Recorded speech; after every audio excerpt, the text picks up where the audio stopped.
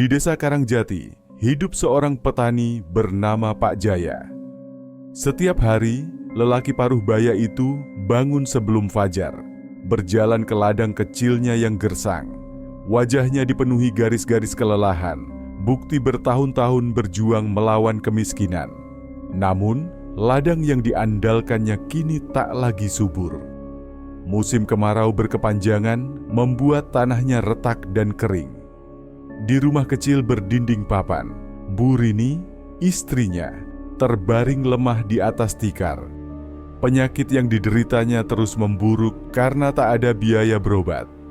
Anak-anak mereka, Raka dan Dewi, sering duduk diam di pojok ruangan, mencoba belajar dari buku-buku lama. Namun ancaman dikeluarkan dari sekolah terus menghantui karena tunggakan biaya yang tak kunjung terbayar. "Pak," guru bilang, "kalau besok uang sekolah tak dibayar, kami tak boleh masuk lagi," ucap Dewi lirih memeluk buku lusuhnya. Pak Jaya hanya terdiam, pandangannya kosong menatap ladang di luar rumah. Dalam hatinya ia bertanya, apakah semua jerih payahnya akan sia-sia? Hutang pada rentenir kian menumpuk. Setiap sore, suara ketukan pintu dari penagih utang membuatnya gentar. Suatu malam, saat bulan tertutup awan dan angin berbisik lirih, Pak Jaya duduk termenung di bawah pohon beringin tua di pinggir ladangnya. Konon pohon itu dianggap keramat oleh warga desa. Namun malam itu, Pak Jaya tak peduli. Putus asa merayap di hatinya. Apa gunanya hidup jika hanya menyaksikan keluarga sendiri menderita? Gumamnya. Saat itulah, sebuah suara berat terdengar dari balik kegelapan. Apakah kau ingin ladangmu menghasilkan emas? Kekayaan yang mampu menyembuhkan istrimu dan menyekolahkan anak-anakmu? Pak Jaya tersentak. Dari balik kabut, muncul pria tua berjubah hitam. Matanya berkilat merah dalam kegelapan. "Siapa kau?" tanya Pak Jaya dengan suara bergetar. Pria itu tersenyum samar. "Aku hanya penunjuk jalan menuju kekayaan, dengan syarat, setiap panen, ladangmu akan meminta 1 nyawa. Pak Jaya mematung. Ia menatap ladangnya yang tandus, lalu terbayang wajah Raka, Dewi, dan Bu Rini. Bisakah ia menerima harga sebesar itu? Keesokan harinya, keajaiban terjadi. Ladang yang kemarin tandus kini dipenuhi padi menguning yang siap panen. Angin berembus lembut seakan mengundang siapa saja untuk melihat hasil bumi yang melimpah itu. Warga desa berkumpul, berbisik-bisik penuh keheranan. Tak mungkin padi tumbuh secepat itu. Apa yang sebenarnya terjadi di ladang Pak Jaya? Pak Jaya hanya berdiri di tepi ladang, tersenyum tipis. Namun di balik senyum itu, hatinya gelisah. Ia tahu bahwa keajaiban ini bukan datang tanpa harga. Hari pertama panen yang seharusnya dipenuhi kegembiraan berubah menjadi mimpi buruk. Pak Bardi, tetangga dekat yang sering membantu Pak Jaya, menghilang secara misterius. Sepedanya ditemukan di tepi ladang Pak Jaya, tetapi tubuhnya tak pernah ditemukan. Bisikan-bisikan mencurigakan mulai terdengar. Jangan-jangan ladang itu ladang pesugihan. Pak Bardi terakhir terlihat dekat ladang itu, bukan? Pak Jaya menatap padi emas yang bergoyang di terpa angin. Wajahnya pucat. Ia mulai memahami bahwa perjanjian malam itu bukan sekadar omong kosong. Saat malam turun, Pak Jaya terbangun oleh suara tangisan lirih. Dengan langkah gemetar, ia mengintip ke ladang. Di antara padi yang menguning, berdiri bayangan Pak Bardi. Wajahnya kosong, matanya dipenuhi luka hitam. Janji harus ditepati. Panen berikutnya, lebih banyak darah. Pak Jaya terhuyung mundur, keringat dingin membasahi tubuhnya. Kini, ia benar-benar sadar. Jalan pesugihan ini baru saja dimulai, dan setiap langkah ke depan akan dipenuhi darah. Sudah seminggu sejak panen pertama itu. Rumah Pak Jaya kini tampak lebih baik. Pagar bambu yang rapuh diganti kayu baru. Istri dan anak-anaknya tak lagi kelaparan. Bu Rini tampak lebih sehat, bahkan Raka dan Dewi kembali ke sekolah. Namun di balik senyuman keluarga kecil itu, Pak Jaya tak pernah tenang. Setiap malam, suara isakan lirih dari ladangnya terdengar jelas. Sosok Pak Bardi masih kerap menampakkan diri, berdiri di antara padi menguning, menatapnya kosong dengan luka hitam di wajah. Panen berikutnya, lebih banyak darah. Suara itu terus terngiang, bahkan saat Pak Jaya duduk makan bersama keluarganya.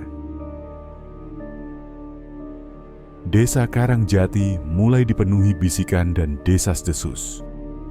Bagaimana mungkin Pak Jaya bisa kaya dalam semalam? Pak Bardi menghilang setelah membantu di ladangnya. Jangan-jangan Pak Wiryo, kepala desa, mendatangi rumah Pak Jaya. "Jaya, ladangmu itu sungguh aneh. Apakah kau tahu kemana Pak Bardi?" Tanyanya dengan sorot mata tajam. Pak Jaya berusaha tenang. "Saya pun tak tahu Pak Wiryo. Mungkin beliau pergi ke kota." Namun sorot mata Pak Wiryo tetap curiga. Pak Jaya tahu, warga mulai mengawasinya. Malam itu, saat angin kencang berembus, pria berjubah hitam itu kembali muncul di bawah pohon beringin tua. "Musim panen berikutnya segera tiba, Pak Jaya. Ladangmu haus." Suaranya dalam dan menyeramkan. Pak Jaya menatapnya dengan ketakutan. "Tidak, aku tak mau kehilangan nyawa siapapun lagi." Pria itu tertawa kecil. "Kau sudah membuat perjanjian. Ladang itu kini hidup, dan setiap panen ia harus diberi makan. Jika tidak, ladang akan mengambil sesuatu yang lebih berharga." Pak Jaya tersentak. "Apa maksudmu?" Pria itu hanya tersenyum samar, lalu menghilang di balik kabut. Padi kembali menguning lebih cepat dari semestinya. Musim panen kedua datang. Kali ini, hasilnya lebih melimpah. Namun ketakutan mengintai. Pak Jaya tak bisa tidur, khawatir siapa yang akan menjadi korban selanjutnya. Di tengah panen, Raka berlari ke ladang sambil menangis. "Pak, Kak Dewi hilang. Dia tak pulang dari sekolah." Pak Jaya terkejut. Dadanya sesak. Ia memandang ladang emas itu, lalu bayangan Pak Bardi kembali muncul di antara padi. "Jika tak kau beri, ladang akan memilih." Pak Jaya berlari ke ladang, memanggil nama Dewi berulang kali. Namun suara tangisan dan tawa mengerikan terdengar dari arah pohon beringin. Di bawah pohon beringin, Pak Jaya menemukan kain seragam sekolah Dewi berlumuran tanah. Ia berlutut, meremas tanah itu dengan tangan gemetar. "Tidak, bukan anakku."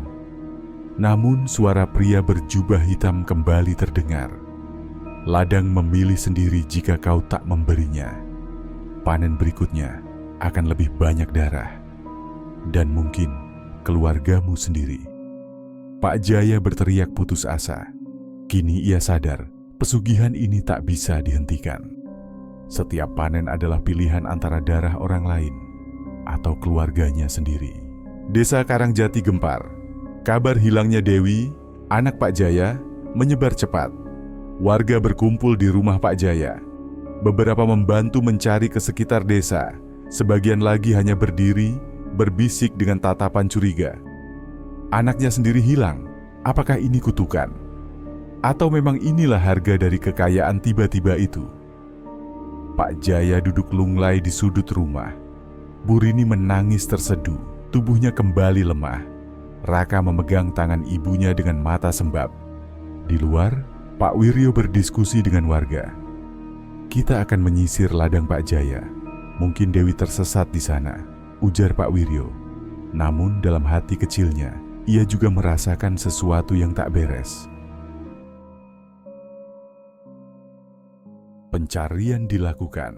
Warga memasuki ladang yang kini dipenuhi padi menguning.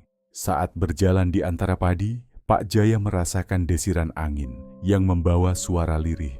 "Ayah, di sini." Suara itu suara Dewi.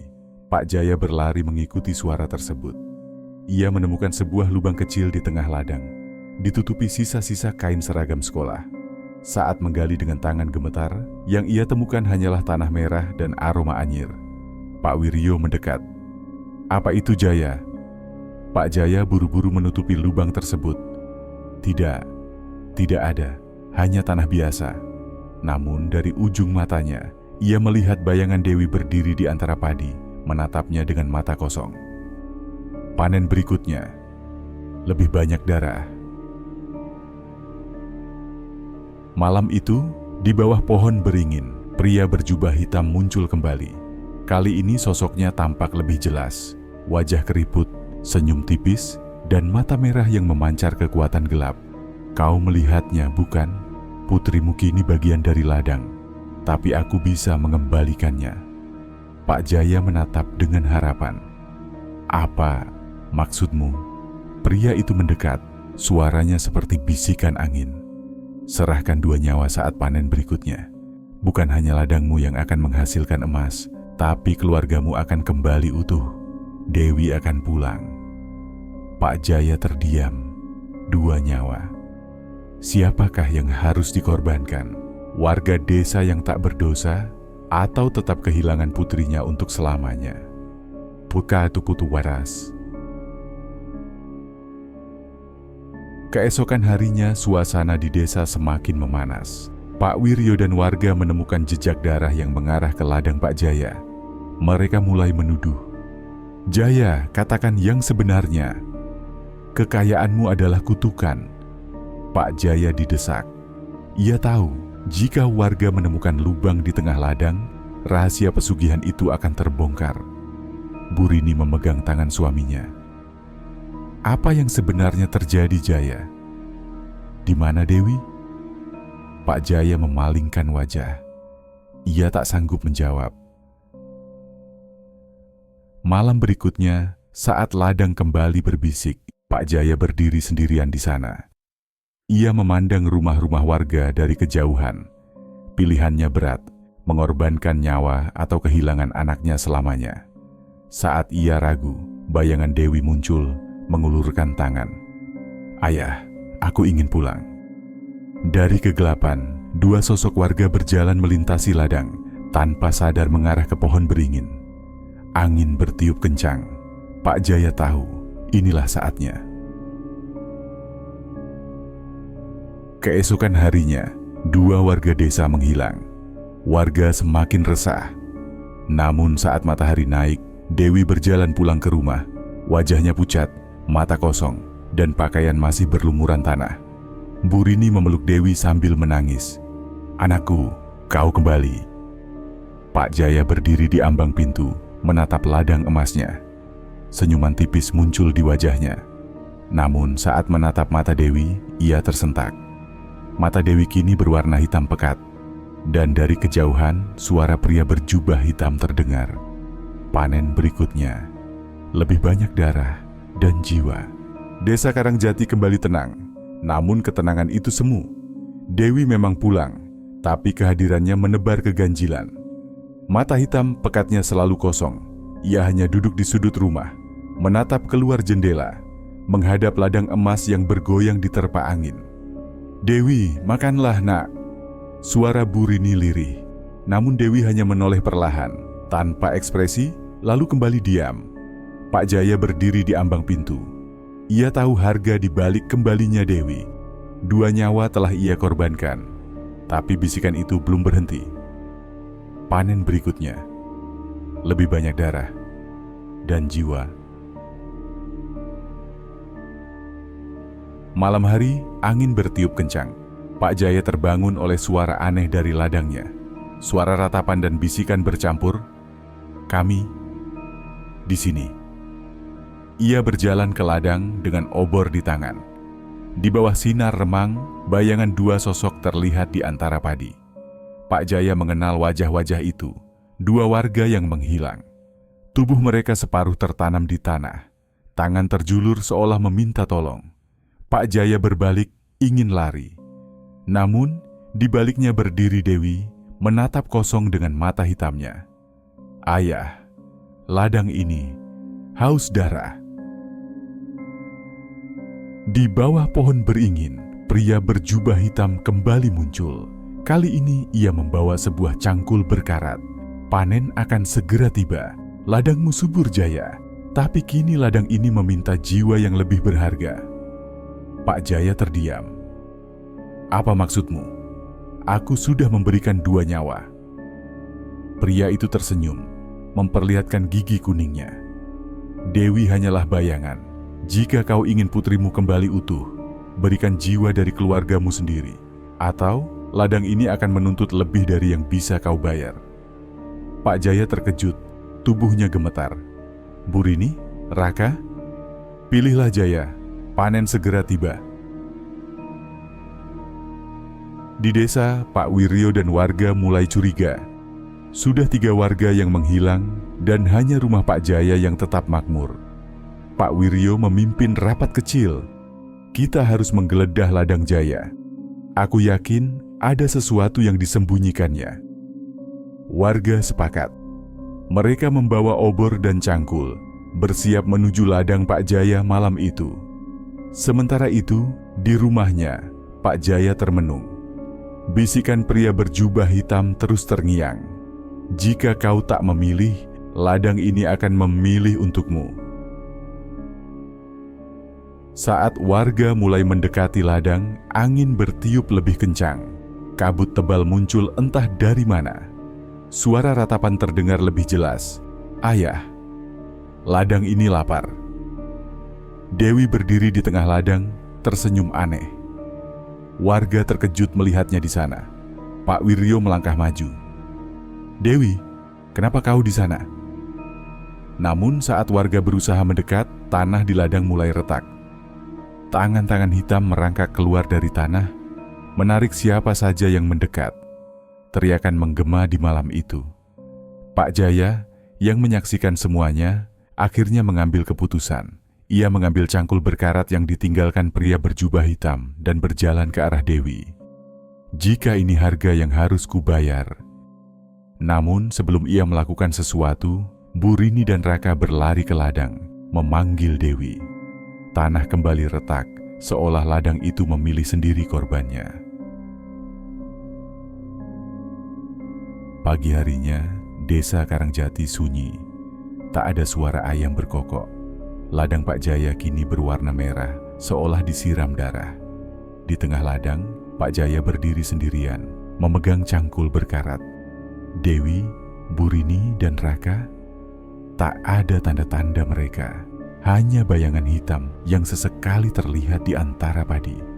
Suara pria berjubah hitam kembali terdengar, jauh dari ladang. Panen berikutnya, lebih banyak darah dan jiwa keluarga. Fajar menyingsing, namun desa Karangjati tetap sunyi. Pak Jaya berdiri kaku di tengah ladang yang kini berwarna merah darah. Di antara padi yang menguning, bayangan hitam Dewi, Burini dan Raka tampak samar, seperti hantu yang menolak pergi. Ayah, ladang ini belum kenyang. Suara Dewi bergema dari segala arah. Pak Jaya memandang cangkul berkarat di tangannya. Jari-jarinya gemetar. Ladang ini telah memilih, tetapi apakah ia siap menerima harga terakhir? Saat senja tiba, Pak Jaya kembali ke bawah pohon beringin. Pria berjubah hitam telah menunggunya. Kali ini membawa seikat padi emas yang menghitam di ujungnya. Jaya, ladangmu kini subur dengan darah.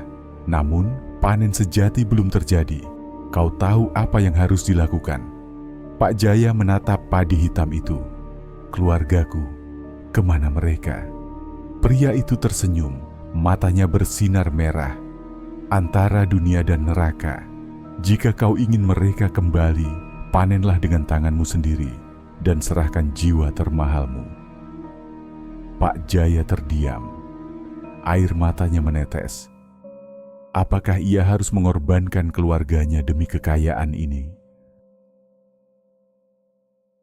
Malam itu, warga Karangjati berkumpul di balai desa. Pak Wiryo berdiri di depan mereka. Sudah cukup, kita harus bakar ladang Jaya malam ini juga. Semua ini pasti ulahnya. Warga dengan obor dan cangkul berbondong-bondong menuju ladang Pak Jaya. Amarah dan ketakutan membutakan mereka. Namun saat obor pertama dilemparkan ke ladang, angin kencang berhembus. Api padam seketika. Kabut tebal muncul, dan dari dalam ladang terdengar tawa Dewi yang mengerikan. Hahaha, ladang ini milik ayahku, dan takkan kalian sentuh. Warga berlarian ketakutan. Pak Wiryo tersungkur, menatap tangan hitam yang perlahan menariknya ke dalam tanah. Di tengah ladang, Pak Jaya berdiri mematung. Burini, Dewi, dan Raka kini berdiri di hadapannya. Mata mereka hitam legam, senyum mereka tak wajar. Ayah, waktunya panen. Bisik Dewi sambil menyerahkan cangkul berkarat itu kembali. Jika kau ingin kami kembali, ayah, lakukan panen terakhir. Dengan tangan gemetar, Pak Jaya mulai mencangkul. Setiap ayunan cangkulnya, darah memancar dari tanah. Di sela-sela tanah yang terbelah terlihat tulang belulang. Pak Jaya menangis, namun ia terus melanjutkan. Setiap tetes darah mengubah padi menjadi emas murni. Saat panen berakhir, ladang emas itu kini bercahaya, tetapi sunyi. Pak Jaya berdiri seorang diri, tangannya berlumur darah. Dewi, Burini, dan Raka, mereka menghilang, seolah tidak pernah ada. Ayah, terima kasih. Suara Dewi bergema, lalu menghilang. Pria berjubah hitam muncul untuk terakhir kalinya. Selamat Jaya, ladang ini kini milikmu sepenuhnya. Tapi ingat, panen akan selalu datang kembali, dan ladang ini akan selalu haus darah. Pak Jaya menatap ladangnya, indah, kaya, namun kosong. Tawa lirihnya pecah, menggema di pagi yang kelam. Seminggu telah berlalu sejak panen darah. Pak Jaya kini tinggal sendirian di rumah panggung yang dulu penuh tawa keluarganya. Ladang emas di depannya bersinar di bawah matahari. Namun setiap malam, bisikan-bisikan halus terdengar dari sana. Ayah, waktunya panen lagi. Suara Dewi terdengar jelas, disertai tawa lirih. Pak Jaya menutup telinganya, tapi suara itu semakin nyaring, seolah-olah ladang itu hidup dan lapar. Warga Karangjati kini hidup dalam ketakutan.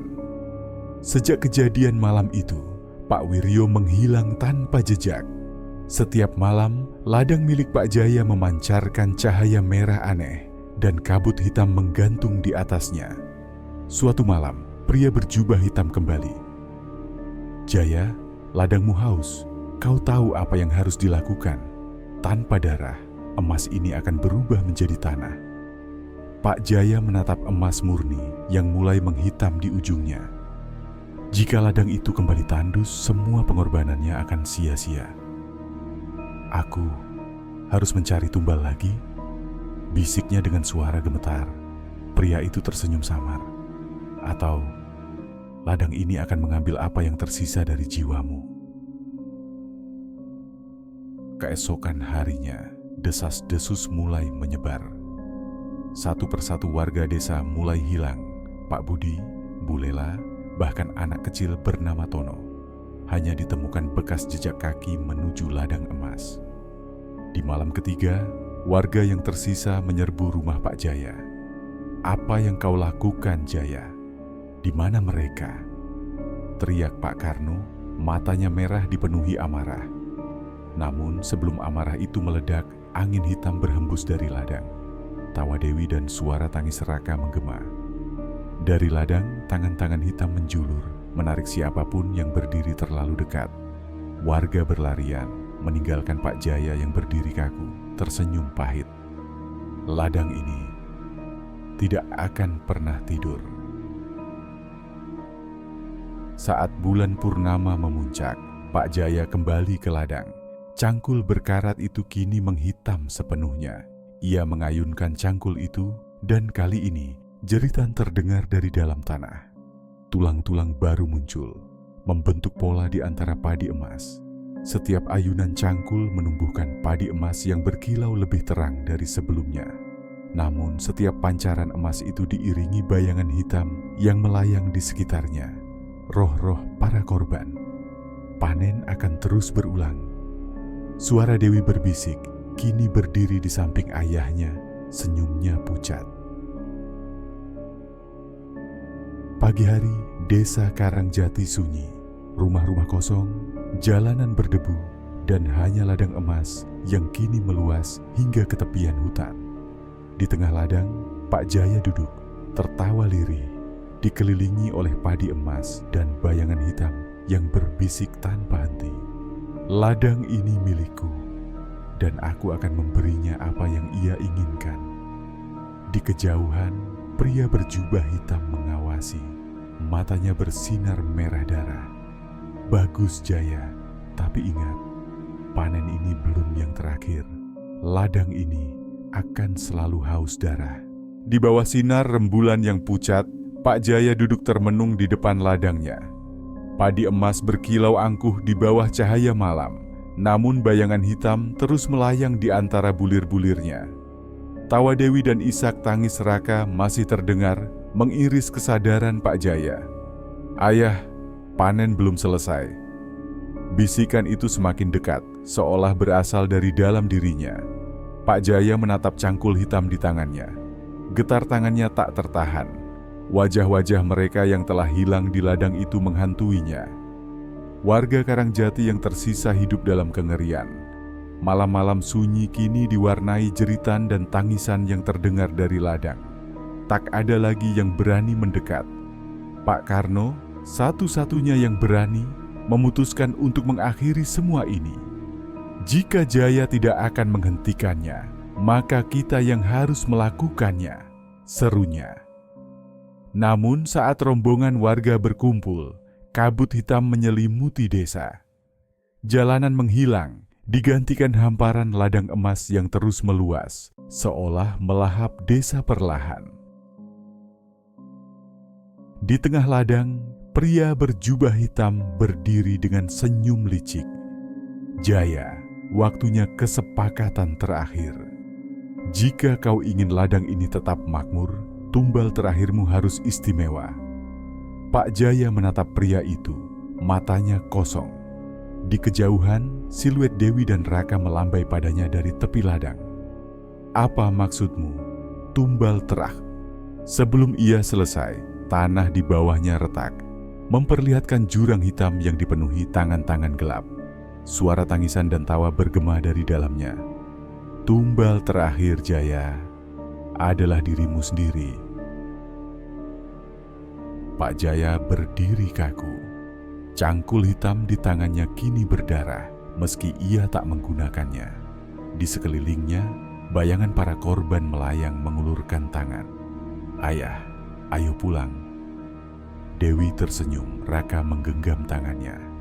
Air mata mengalir di wajah Pak Jaya. "Maafkan ayah." Dengan langkah berat, ia mengayunkan cangkul untuk terakhir kalinya. Jeritan menggema, tanah runtuh, dan Pak Jaya ditelan kegelapan bersama padi emas yang kini berubah menjadi abu. Pagi itu, desa Karangjati menghilang.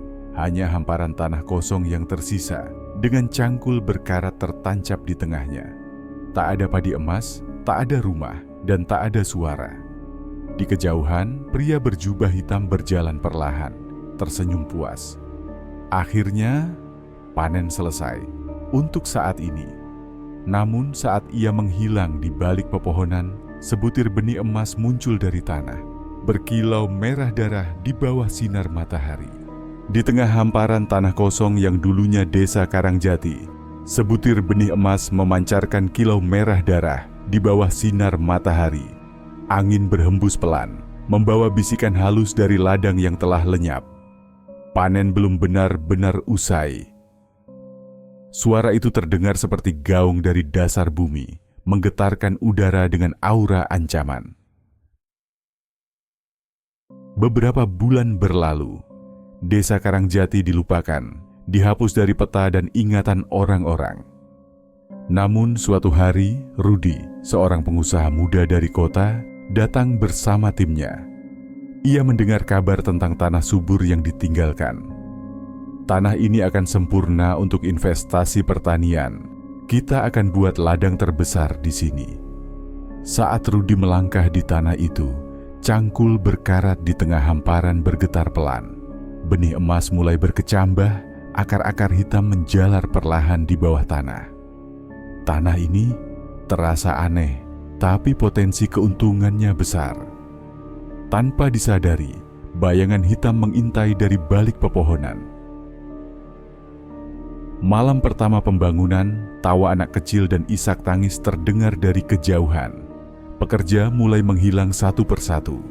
Bekas jejak kaki mereka berakhir di tempat benih emas tumbuh, yang kini telah menjadi pohon emas kecil. Rudi mendengar suara di mimpinya. Tumbal baru, panen baru. Ketika ia terbangun, pohon emas itu telah tumbuh cepat, dengan buah-buah merah menggantung di cabangnya. Buah-buah itu berdenyut pelan, seperti jantung. Apa ini? Dalam satu malam, ladang emas kembali terbentang, lebih luas dan lebih bercahaya daripada sebelumnya. Namun di antara bulir emas itu, terdapat noda-noda merah yang tampak menyerap darah dari tanah. Rudi dan timnya terkepung. Akar-akar hitam menjulur dari dalam tanah, meraih siapa saja yang mencoba melarikan diri. Jeritan mereka bergema di seluruh ladang. Di tengah ladang, pria berjubah hitam muncul kembali. Panen telah dimulai lagi. Ladang ini akan terus tumbuh dengan darah dan keserakahan manusia. Ia menatap pohon emas yang kini berbunga merah gelap dan tersenyum. Keesokan harinya, ladang itu terlihat indah dan makmur, penuh dengan padi emas yang bergoyang diterpa angin. Tidak ada jejak Rudi dan timnya. Namun, di antara bulir padi, wajah-wajah mereka tampak samar, terjebak, memandang kosong ke arah dunia luar. Cangkul berkarat tetap tertancap di tengah ladang. Buah merah dari pohon emas jatuh ke tanah, dan benih-benih baru bermunculan. Di kejauhan, pria berjubah hitam berjalan menjauh, tawa lirihnya terbawa angin. Selama ada yang tamak, ladang ini akan terus memanen darah sampai akhir zaman. Terima kasih telah menonton video ini. Jangan lupa untuk like, komen, dan subscribe, serta nyalakan notifikasi agar tidak ketinggalan video-video selanjutnya.